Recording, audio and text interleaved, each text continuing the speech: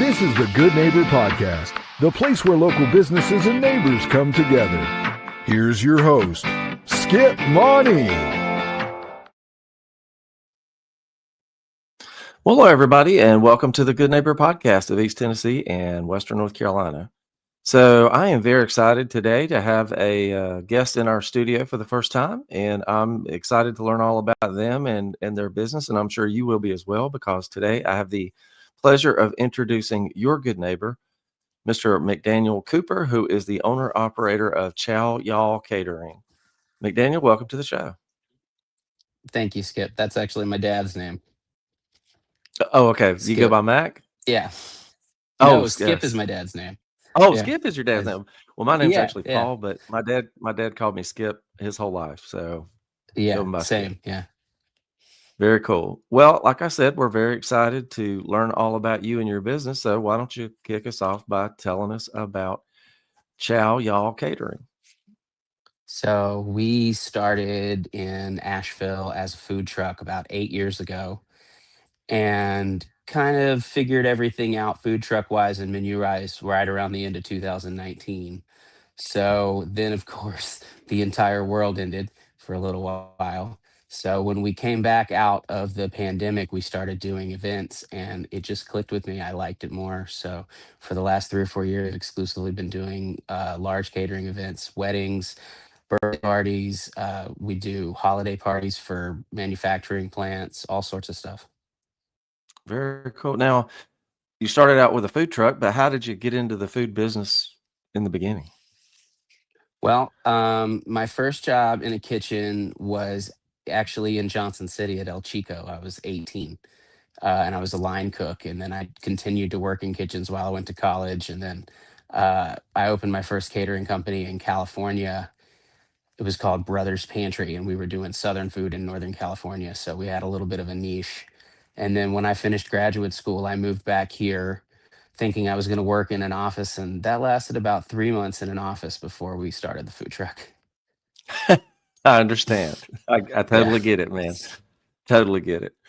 Well, what are some in the catering business, McDonald? What are some McDaniel? What are some misconceptions in your industry? Well, like the industry right now is kind of frustrating for me. So we like to do things a little differently. I think everybody has gone to an event and the food is not very good. I think that's almost like the rule at weddings. And so what we try to do really is focus on the food and getting it there as fresh as possible and making sure that everything still tastes the way it would if you came in and ate it at a restaurant. And we try to do that at a really even price point. I think that it's gotten so expensive that a lot of people just can't afford to like have a caterer at their wedding. And I don't think that's right. Um, the industry's just kind of bloated. A lot of Wow. people think Yeah, a lot of people think that, it's crazy and fast paced all the time, but catering is actually all about prep and control. So it's usually we're the calmest person at an event, which is nice, versus working in a kitchen where everyone's yelling at each other all the time. We just have a good time, which is really nice. It's a very different vibe. Definitely. Definitely. That's a misconception, because I would think the same thing. I think you'd be frantic, but Yeah, apparently no. not. No, everything's planned out. We start our day on Tuesday and then we're finished, Sunday night. So our week. So, we're in there every day making sure that everything is just right. And then day of, it's just like we're heating food, we're getting that's when all the servers come in. That's a little hectic for like a half hour, letting them know what we've been working on all week. And then, it's on the way to the event. And we travel up to 2 hours. So everything has to be perfect because you leave, you go out to the middle of nowhere, phones don't work. um, there's no store other than maybe a dollar store within a half hour. And so if everything's not ready to go, then it falls apart. So Gotcha. Well, I understand that. Now, who are your target customers? You mentioned weddings. Is that primarily what you're targeting? yeah, I think we did 80 weddings this year. Um, I like to work with couples of all ages and ethnicities. We do all sorts of different food, primarily what we do the most of is kind of like our version of Italian food, which is just Italian with a little Southern twist. We make brisket, we smoke pork butts, and fried green tomato salads and stuff like that. But a lot of really traditional Italian stuff, and pasta is cost effective when you want to feed a lot of people and it fills people up. So I would say, anybody really that wants to have an event where the food is really like center, that would be my target audience. Very good. And how do you reach them? How do you market yourself? So we have our website, obviously Google Ads, Facebook. We're in, the woman, my partner Elizabeth, that does the social media. She's constantly in there posting, getting out our name, and then Wedding Wire, which is a company called Wedding Pro. They run the Knot and a couple other things. They provide a lot of our leads, and then Spot Hopper, which is a local. Well, not they're not local, but my rep is local. It's a company that builds websites and helps with the algorithms and everything, getting your name out, and then taking leads and processing them. So it comes in from forever, from everywhere. It's crazy. Wow, very good.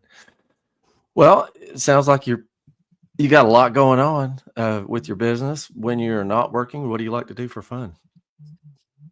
So Sugar Mountain opened today, and I will be downhill skiing as soon as I can.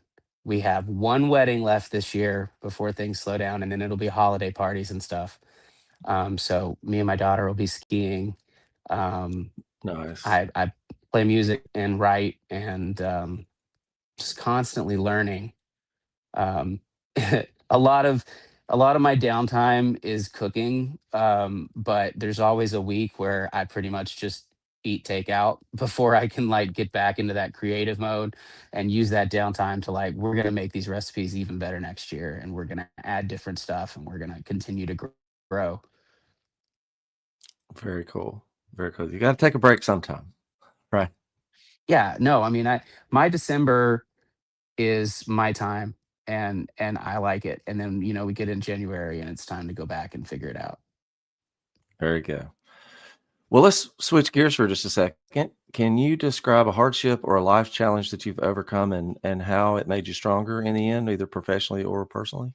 Anything come to mind? Oh yeah, sure. Where do I start? Yeah. um, I guess, um, when when I was living in California going to graduate school, um, my my daughter was about 2.5, and her mom left, and it was just me and her for a while. And I did all this work to get into graduate school. And about a month before I was supposed to start, the dean called me in and let me know that they were discontinuing the program, and they would no longer offer a master's in business there for at least 1 year while they retooled the program. And this is Wow. after a lot of work that went into, taking prereqs. And at the time, California had shut down the universities so that you couldn't take classes if you weren't degree seeking. So um, it was a blow, and it killed me. And I kind of like sucked it up, and I went home, and I went back in there the next day, and I said, "You guys are going to get me into another program at another school." And I worked with them, and I ended up graduating the exact same time I would have if I'd been in the original program. Oh, And wow. it really showed me that anytime that you feel like a door is closing, it might just be pushing you in the right direction, because the program I ended up getting into was more modernized. It was more flexible with my time. I had more time to give to my daughter and to the catering company that we had at the time. And it just kind of fit better. And so now when I find myself, you know, stuck, I look for the reasoning behind it. I look for the lesson in anything that happens to me. I feel like maybe everything doesn't happen for a reason, but you can find a reasoning behind everything that happens. Absolutely. I couldn't agree more. Well, thank you for that. So, McDaniel, if you could think of one thing that you'd like our listeners to remember about Chow Y'all Catering, what would it be? The one thing. Oh man, good quality work done well, patiently with love. Good quality work I guess that's it. do- done well with love, you said? That's awesome. Patiently with love. Patiently with Yeah. love. Awesome. Good I things think come that's to what those makes who good wait. food. Absolutely. I Yes, couldn't patience agree is it. more. Couldn't agree more. And Anybody that's let's had good say, barbecue knows. oh yeah, oh Yeah. yeah, oh yeah. And I'm from North Carolina, so I've had some good barbecue in my time. Yeah, you know. So for those of us listeners, viewers that are intrigued, have an event coming up, need a caterer, and are interested in learning more, how can they do that? So our website is www.ciaoyallcatering.com, and that's Ciao spelled CIAO, like the Italian word for hello. Y'all spelled just like we say it, just no apostrophe. Also Facebook, Instagram, it's all Ciao Y'all Catering. And then you can email me directly at mac@ciaoyallcatering.com. All right, very good. We'll definitely check that out. And McDaniel, can't tell you how much I appreciate you taking time out of your busy schedule to be with us on the show. And we Yeah, thank wish you. you, absolutely, and we wish you and Chow Y'all all the best moving forward. Thanks, Skip. Hopefully, we can have you back sometime. Yeah, I'd love that. All right, sounds good. See you soon. Thank you for listening to the Good Neighbor Podcast. To nominate your favorite local businesses to be featured on the show, go to gnptry-cities.com. That's gnptry-cities.com or call 423-719-5873.